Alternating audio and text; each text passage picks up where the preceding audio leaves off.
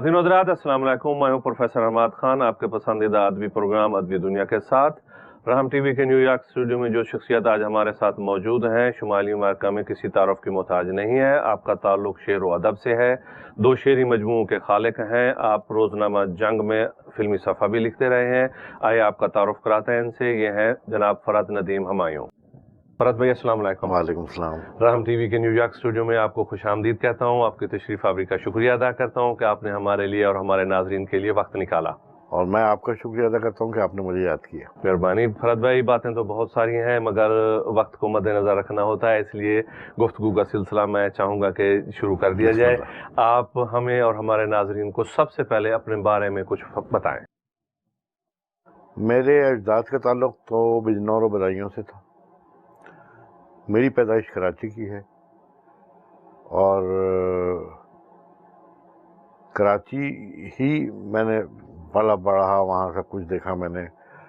Matric तक तो कोई सिलसिला शेर व शायरी का नहीं था, लेकिन जब मैं मैट्रिक में आया तो वहाँ स्कूल मैगजीन निकलता था, उसमें सबसे मैंने पहली नज़म लिखी और मुझे महसूस हुआ कि मैं शायरी कर सकता हूँ, जरासीम है शायरी के। तो मैंने दौरे हाजिर के मुसलमान से खिताब एक नज़म लिखी थी जी कि, और उसका पहला शेर मैं आपको ज़रूर सुनाऊंगा कि ऐ मुसलमान तेरी तारीख के ये जिंदा नखूश देख खुद तेरे ही हाथों से मिटे जाते हैं। वाह वाह वाह वाह वाह। इतनी तवील पुख्तगी, आगाज में इतनी पुख्तगी फरहत भाई। तवील नज़म थी। बाहर उस वक्त तो सोचा भी नहीं था कि मैं इतनी तेज़ी से आगे आ जाऊँगा इस शायरी में, मगर मेरे साथ एक मेरा दोस्त पढ़ता था, उसे मैं कभी नहीं भूल सकता। उसका नाम था उमर हफीज़ जी। वो हफीज़ और शरपरी मरहूम का बेटे थे, उनके बेटे थे। वाह। उसने जब देखा कि मैं शायरी कर रहा हूँ तो उसने कहा कि अब्बा से मिले आप। तो मैंने कहा मैं बिल्कुल, मेरे लिए तो खुशकिस्मती की बात होगी कि मैं हफीज़ साहब से मिलूँ। तो वो हफीज़ साहब के आखिरी अय्याम से वो हॉस्पिटलाइज थे, तो उनकी इयादत के बहाने वो मुझे ले गया। मैं वहाँ बैठा, उसने बताया कि शायरी करते हैं फरहत। बहुत खुश हुए, तो मुझसे कहने लगे कि क्या कुछ कहा है तुमने।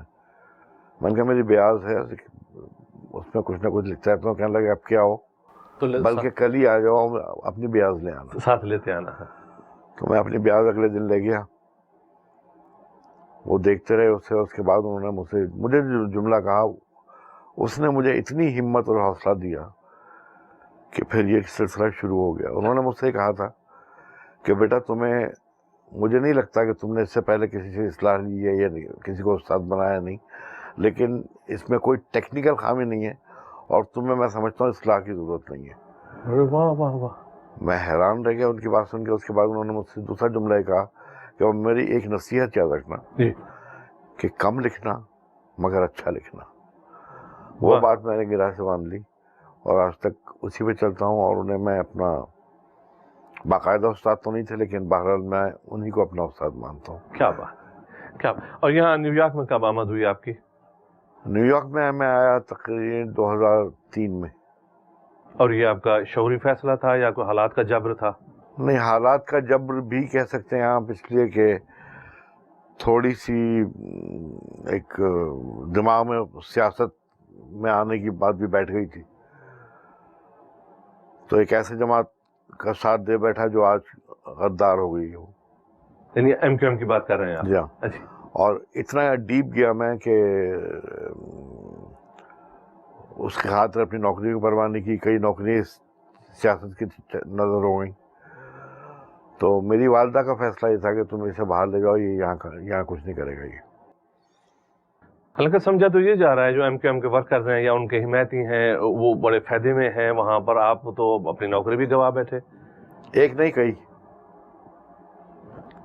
तो उसके बाद फिर मेरे एक कज़न है, भाई हैं, उन्होंने मुझसे कहा कि आप अपने कागजात मुझे दे दें, मैं आपको। मैंने कहा यार इस उम्र में मैं क्या करूँगा जाके, अब जाने की बात छोड़ो।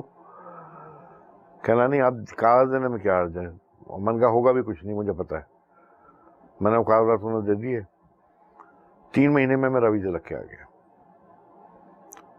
और ظاہر ایک چیز ہو گئی تھی تو میں نے کہا چلو بسم اللہ کر کے یہ جب یہاں جب آ گئے فرحت بھائی تو ایک بھرپور زندگی میں سمجھتا ہوں آپ ادبی طور پر بھی اور آپ روزنامہ جنگ میں بھی فلمی دنیا سے وابستہ رہے، وہ لکھتے ہیں ایک بھرپور زندگی تھی، ایک بھرپور ماحول تھا وہاں.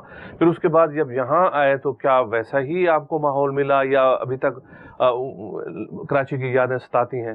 کراچی کی یادیں تو ستاتی ہیں، اب بھی ستاتی ہیں، اور یاد آتا ہے بہت، لیکن وہاں سے اب مجھے فائدہ یہ ہوتا ہے کہ وہاں سے لوگ اکثر کوئی نہ کوئی آ جاتا ہے، اس سے گفتگو ہو جاتی ہے، وہاں کے حالات پتہ چل جاتے ہیں.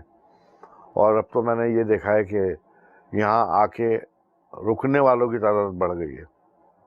واپس کوئی بھی نہیں جاتا آپ؟ وہ نظر نہیں آتا مجھے جاتے ہوئے. تو اور لیکن یہاں آ کے مجھے شروع میں تھوڑی سی تکلیف ہوئی تھی کہ میرے ایک دوست، میں نام نہیں لوں گا، بچپن کے دوست، خود بھی شاعر، بہت اچھے شاعر، وہ جب یہاں آئے تو آنے سے ایک رات پہلے انہوں نے وہ میرے گھر ان کا قیام تھا، لیکن انہوں نے مجھے ہوا نہیں دی کہ میں امریکہ جا رہا ہوں. رات کو رکے، گپ شپ ہوئی. وہ کراچی کی بات کر رہے ہیں؟ کراچی کی بات کر رہا ہوں. وہ صبح نکل گئے، بعد میں مجھے پتہ چلا وہ یہاں آ گئے ہیں.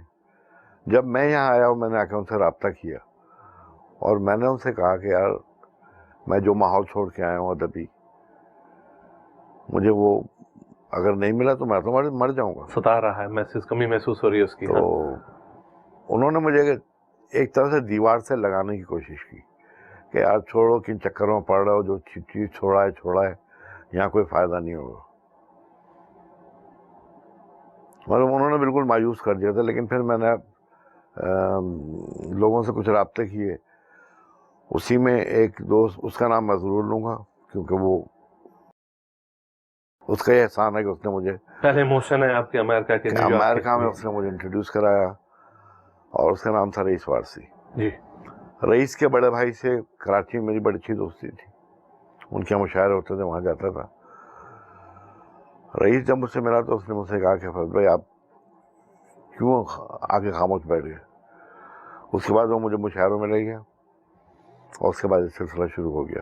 فرحت جی، آپ یہاں اخبارات میں، مقامی ہفت روزہ اخبارات میں قطعات بھی لکھتے ہیں، کبھی کبھی آپ کے مضامین بھی پڑھنے کو مل جاتے ہیں. آپ شاعر بھی ہیں، آف کورس آپ کی 2 کتابیں چھپ کر آ چکی ہیں. آپ تمام اصناف سخن میں طبع آزمائی کرتے ہیں یا صرف قطعات اور غزلوں تک محدود ہیں، یا پسندیدہ صنف سخن اگر میں پوچھنا چاہوں آپ کیا سمجھتے ہیں؟ پسندیدہ صنف سخن تو غزل ہی ہے.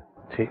نظمیں میں نے کہی ہیں لیکن بہت کم، اس لیے کہ مجھے سیٹسفیکشن جو ملتی ہے اندر کی وہ غزل کہہ کے ملتی ہے.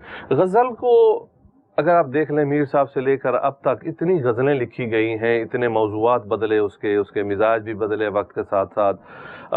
آپ غزل میں کیا سمجھتے ہیں کہ آپ کچھ نیا پن کر رہے ہیں کہ آپ اپنا مقام بنا سکیں گے، یا بس انہی کی غزلوں میں آپ کی غزلیں بھی دب جائیں گی جتنی پہلے سے؟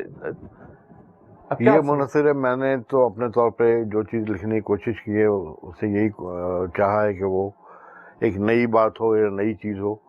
اور دوسری بات یہ ہے کہ غزل میں نے، لوگ کہتے ہیں کہ نظم کا رنگ اس طرح آ جاتا ہے کہ میں پھر جب غزل شروع کرتا ہوں تو اس میں ہر شعر الگ نہیں ہوتا، ایک ہی کیفیت کی پوری غزل لکھ دیتے ہیں. نظم کا انداز ہے، آف کورس وہ تو اکثریت میری غزلوں کی یہی ہے جس میں ایک ہی کیفیت ہوتی ہے. میں اگر غزل کہنا شروع کرتا ہوں تو ایک کیفیت میں جو اشعار ہو گئے، اس کے بعد اس کو میں وہیں چھوڑ دیتا ہوں، کیونکہ دوبارہ وہ کیفیت پیدا ہونا مشکل ہو جاتی ہے. تو ہو جاتا ہے تو بعض دفعہ میرے غزل میں مقطع بھی نہیں ہوتا. اچھا، آپ کے 3 مکمل نام ہیں، فرحت، ندیم، ہمایوں. اب اس کے اندر تخلص کیا ہے آپ کا؟ ندیم میرا تخلص ہے، مجھے شروع سے پسند تھا، میں نے ندیم خود منتخب کیا. فرحت اللہ ہمایوں میرے دادا نے میرا نام رکھا تھا، تو میں نے وہ اس میں ترمیم کی تھوڑی سی، بیچ میں ندیم ڈال دیا. لیکن میں چاہتا تھا کہ فرحت ندیم کے نام سے میری پہچان ہو، ہمایوں گھر کا نام تھا.